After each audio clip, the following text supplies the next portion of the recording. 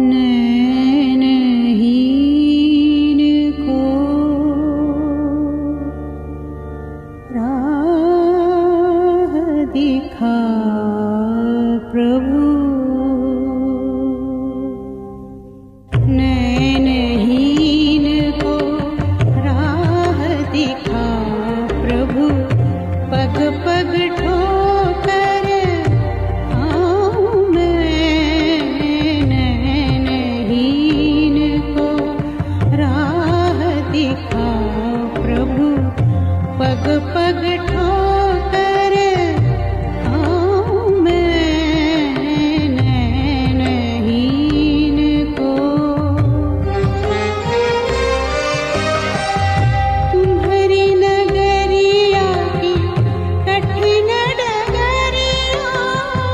तुम्हारी नगरिया की कठिन डगरिया। चलत चलत गिर जाऊं मैं प्रभु। नैनहीन को राह दिखा प्रभु। पग पग ठोकर आऊं मैं। नैनहीन को राह दिखा प्रभु।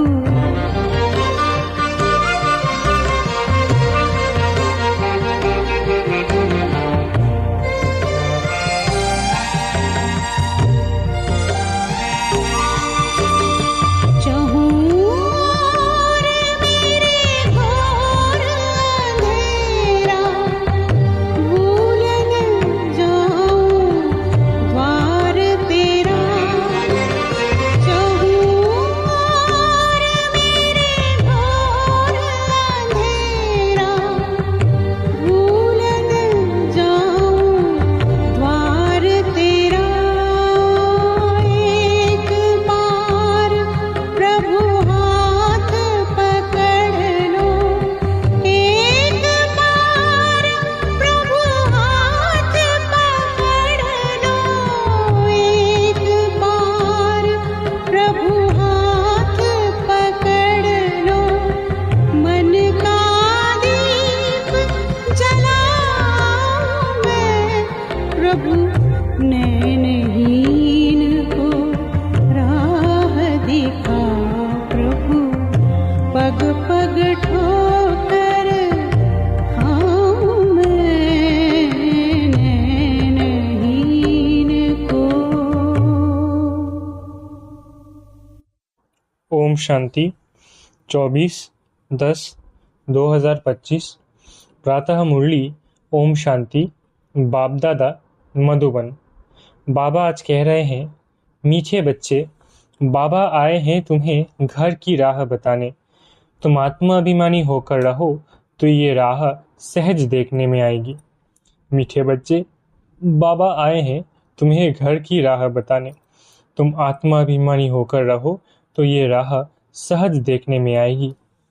प्रश्न, संगम पर कौन सी ऐसी नॉलेज मिली है जिससे सत्युगी देवताएं मोहजित कहलाए? उत्तर, संगम पर तुम्हें बाप ने अमर कथा सुनाकर अमर आत्मा की नॉलेज दी। ज्ञान मिला, ये अविनाशी बना बनाया ड्रामा है। हर एक आत्मा अपना अपना पार्ट बजाती है। वो एक शरीर छोड़ दूसरा लेती है। इसमें रोने की बात नहीं। इसी नॉलेज से सत्युगी देवताओं को मोहजित कहा जाता है। वहाँ मृत्यु का नाम नहीं। खुशी से पुराना शरीर छोड़ नया लेते हैं। गीत नयनहीन को राह दिखाओ। ओम शांति। मीठे मीठे रूहानी बच्चों प्रति रूहानी बाप कहते हैं कि राह तो दिखलाता हूँ, परंतु पहले अपने को आत्मा निश्चय कर बैठो। देही अभिमानी होकर बैठो तो फिर तुमको राह बहुत सहज देखने आएगी। भक्ति मार्ग में आधा कल्प ठोकरें खाई है।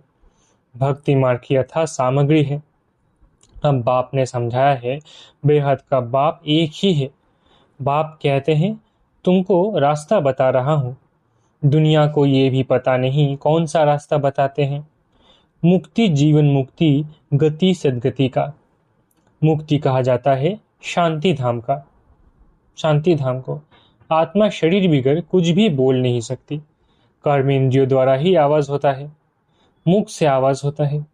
मुख न हो तो आवाज कहाँ से आएगा? आत्मा को ये कर्म इंद्रियां मिली हैं कर्म करने के लिए। रावण राज्य में तुम विकर्म करते हो, ये विकर्म छी छी कर्म हो जाते हैं। सत्युग में रावण ही नहीं तो कर्म अकर्म हो जाते हैं। वहां 5 विकार होते नहीं। उसको कहा जाता है स्वर्ग। भारतवासी स्वर्गवासी थे, अब फिर कहेंगे नरकवासी। विषय वैतरणी नदी में गोता खाते रहते हैं, सब एक दो को दुख देते रहते हैं। अब कहते हैं बाबा ऐसी जगह ले चलो जहां दुख का नाम ना हो। वो तो भारत जब स्वर्ग था तब दुख का नाम नहीं था। स्वर्ग से नरक में आए हैं, अब फिर स्वर्ग में जाना है। यह खेल है। बाप ही बच्चों को बैठ समझाते हैं। सच्चा सच्चा सत्संग यह है। तुम यहाँ सत बाप को याद करते हो, वही ऊंचते ऊंच भगवान है। वो है रचता, उनसे वर्षा मिलता है। बाप ही बच्चों को वर्षा देंगे। हद का बाप होते हुए भी फिर याद करते हैं, हे भगवान, हे परमपिता परमात्मा रहम करो। भक्ति मार्ग में धक्के खाते खाते हैरान हो गए हैं। कहते हैं हे बाबा हमको सुख शांति का वर्षा दो। ये तो बाप ही दे सकते हैं, सो भी 21 जन्म के लिए। हिसाब करना चाहिए। सतयुग में जब इनका राज्य था तो जरूर थोड़े मनुष्य होंगे। एक धर्म था, एक ही राजाई थी। उनको कहा जाता है स्वर्ग सुख धाम। नई दुनिया को कहा जाता है सत्व प्रधान, पुरानी को तमो प्रधान कहेंगे। हर एक चीज पहले सत्व प्रधान फिर सतो रजो तमो में आती है। छोटे बच्चे को सत्व प्रधान कहेंगे। छोटे बच्चे को महात्मा से भी ऊंच कहा जाता है। महात्मा तो जन्म लेते फिर बड़े होकर विकारों का अनुभव करके घर बार छोड़ भागते हैं। छोटे बच्चे को तो विकारों का पता नहीं है, बिल्कुल इनोसेंट है, इसलिए महात्मा से भी ऊंच कहा जाता है। देवताओं की महिमा गाते हैं सर्वगुण संपन्न। साधुओं की ये महिमा कभी नहीं करेंगे। बाप ने हिंसा और अहिंसा का अर्थ समझाया है। किसको मारना, इसको हिंसा कहा जाता है। सबसे बड़ी हिंसा है काम कटारी चलाना। देवताएं हिंसक नहीं होते, काम कटारी नहीं चलाते। बाप कहते हैं अब मैं आया हूं तुमको मनुष्य से देवता बनाने। देवता होते हैं सतयुग में। यहाँ कोई भी अपने को देवता नहीं कह सकते। समझते हैं हम नीच पापी विकारी है, फिर अपने को देवता कैसे कहेंगे? इसलिए हिंदू धर्म कह दिया है। वास्तव में आदि सनातन देवी देवता धर्म था। हिंदू तो हिंदुस्तान से निकाला है, उन्होंने फिर हिंदू धर्म कह दिया है। तुम कहेंगे हम देवता धर्म के हैं तो भी हिंदू में लगा देंगे। कहेंगे हमारे पास कॉलम ही हिंदू धर्म का है। पतित होने के कारण अपने को देवता कह नहीं सकते। अभी तुम जानते हो हम पूज्य देवता थे, अब पुजारी बने हैं। पूजा भी पहले सिर्फ शिव की करते हैं, फिर व्यभिचारी पुजारी बने। बाप एक है, उनसे वर्षा मिलता है। बाकी तो अनेक प्रकार की देवियां आदि है, उनसे कोई वर्षा नहीं मिलता। इस ब्रह्मा से तुमको वर्षा नहीं मिलता है। एक है निराकारी बाप, दूसरा है साकारी बाप। साकारी बाप होते हुए भी हे भगवान, हे परमपिता कहते रहते हैं। लौकिक बाप को ऐसे नहीं कहेंगे, तो वर्षा बाप से मिलता है। पति और पत्नी हाफ पार्टनर होते हैं तो उनको आधा हिस्सा मिलना चाहिए। पहले आधा उनका निकाल बाकी आधा बच्चों को देना चाहिए। परंतु आजकल तो बच्चों को ही सारा धन दे देते हैं। कोई कोई का मोह बहुत होता है, समझते हैं हमारे मरने बाद बच्चा ही हकदार रहेगा। आजकल के बच्चे तो बाप के चले जाने पर माँ को पूछते भी नहीं। कोई कोई मातृस्नेही होते हैं, कोई फिर मातृद्रोही के होते हैं। आजकल बहुत करके मातृद्रोही होते हैं, सब पैसे उड़ा देते हैं। धर्म के बच्चे भी कोई कोई ऐसे निकल पड़ते हैं जो बहुत तंग करते हैं। अब बच्चों ने गीत सुना है, कहते हैं बाबा हमको सुख का रास्ता बताओ जहाँ चैन हो। रावण राज्य में तो सुख हो न सके, भक्ति मार्ग में तो इतना भी नहीं समझते कि शिव अलग है, शंकर अलग है। बस माथा टेकते रहो, शास्त्र पढ़ते रहो। अच्छा इससे क्या मिलेगा? कुछ भी पता नहीं।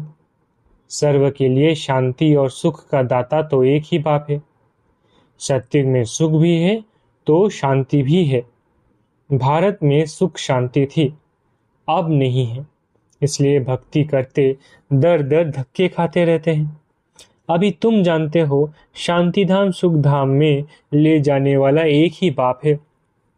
बाबा हम सिर्फ आपको ही याद करेंगे, आपसे ही वर्षा लेंगे। बाप कहते हैं देह सहित देह के सर्व संबंधों को भूल जाना है, एक बाप को याद करना है। आत्मा को यहाँ ही पवित्र बनना है। याद नहीं करेंगे तो फिर सजाएं खानी पड़ेंगी, पद भी भ्रष्ट हो जाएगा। इसलिए बाप कहते हैं याद की मेहनत करो। आत्मा को समझाते हैं और कोई भी सत्संग आदि ऐसा नहीं होगा जहाँ ऐसे कहे हे रूहानी बच्चों। ये है रूहानी ज्ञान जो रूहानी बाप से ही बच्चों को मिलता है। रूह अर्थात निराकार, शिव भी निराकार है ना। तुम्हारी आत्मा भी बिंदी है, बहुत छोटी है, उनको कोई देख न सके सिवाय दिव्य दृष्टि के। दिव्य दृष्टि बाप ही देते हैं। भगत बैठ हनुमान गणेश आदि की पूजा करते हैं, अब उनका साक्षात्कार कैसे हो? बाप कहते हैं दिव्य दृष्टि दाता मैं ही हूँ।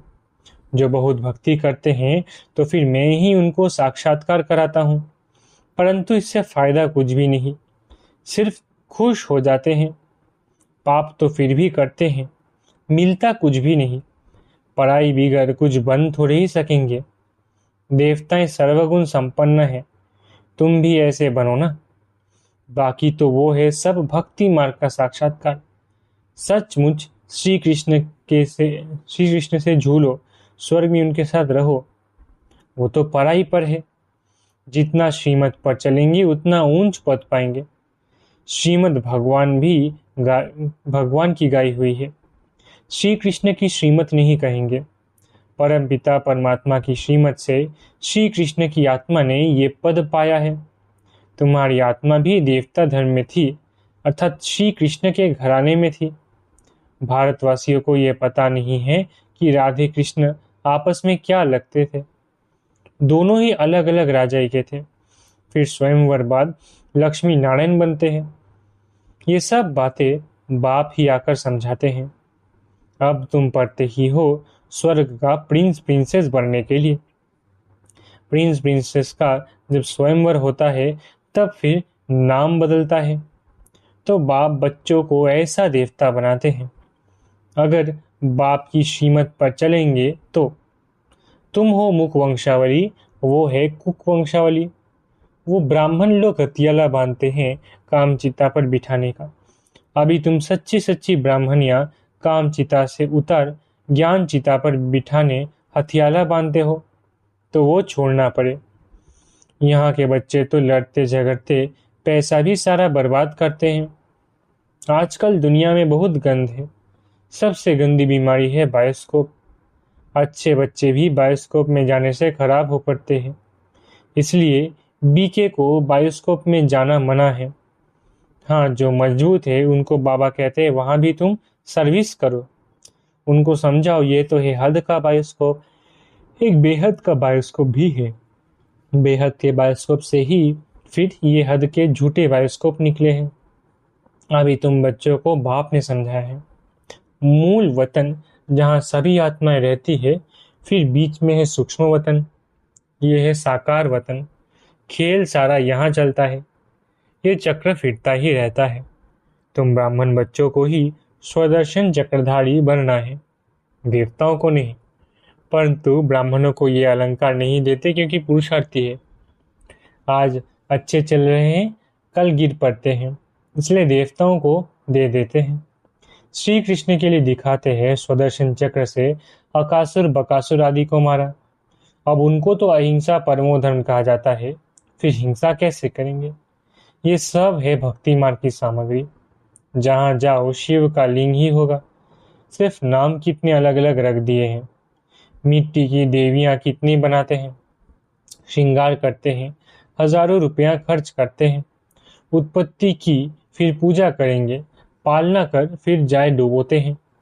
कितना खर्चा करते हैं गुड़ियों की पूजा में, मिला तो कुछ भी नहीं। बाप समझाते हैं ये सब पैसे बर्बाद करने की भक्ति है, सीढ़ी उतरते ही आए हैं। बाप आते हैं तो सब की चढ़ती कला होती है, सबको शांति धाम सुख धाम में ले जाते हैं। पैसा बर्बाद करने की बात नहीं। फिर भक्ति मार्ग में तुम पैसे बर्बाद करते करते इंसॉल्वेंट बन गए हो। सॉल्वेंट इंसॉल्वेंट बनने की कथा बाप बैठ समझाते हैं। तुम इन लक्ष्मी नारायण की डिनाइस्टी के थे ना, अब तुमको नर से नारायण बनने की शिक्षा बाप देते हैं। वो लोग तीसरी की कथा अमर कथा सुनाते हैं, है सब झूठ। तीसरी की कथा तो यह है जिससे आत्मा का ज्ञान का तीसरा नेत्र खुलता है, सारा चक्र बुद्धि में आ जाता है। तुमको ज्ञान का तीसरा नेत्र मिल रहा है, अमर कथा भी सुन रहे हो। अमर बाबा तुमको कथा सुना रहे हैं, अमरपुरी का मालिक बनाते हैं। वहां तुम कभी मृत्यु को नहीं पाते। यहाँ तो काल का मनुष्य को कितना डर रहता है, वहां डरने की रोने की बात नहीं। खुशी से पुराना शरीर छोड़ नया ले लेते हैं। यहाँ कितना मनुष्य रोते हैं, ये है ही रोने की दुनिया। बाप कहते हैं ये तो बना बनाया ड्रामा है, हर एक अपना अपना पार्ट बजाते रहते हैं। ये देवता मोहजित है ना। यहाँ तो दुनिया में अनेक गुरु है जिनकी अनेक मतें मिलती हैं, हर एक की मत अपनी। एक संतोषी देवी भी है जिसकी पूजा होती है। अब संतोषी देवियां तो सतयुग में हो सकती है, यहाँ कैसे हो सकती? सतयुग में देवता सदैव संतुष्ट होते हैं, यहाँ तो कुछ न कुछ आश रहती है, वहाँ कोई आश नहीं होती। बाप सबको संतुष्ट कर देते हैं।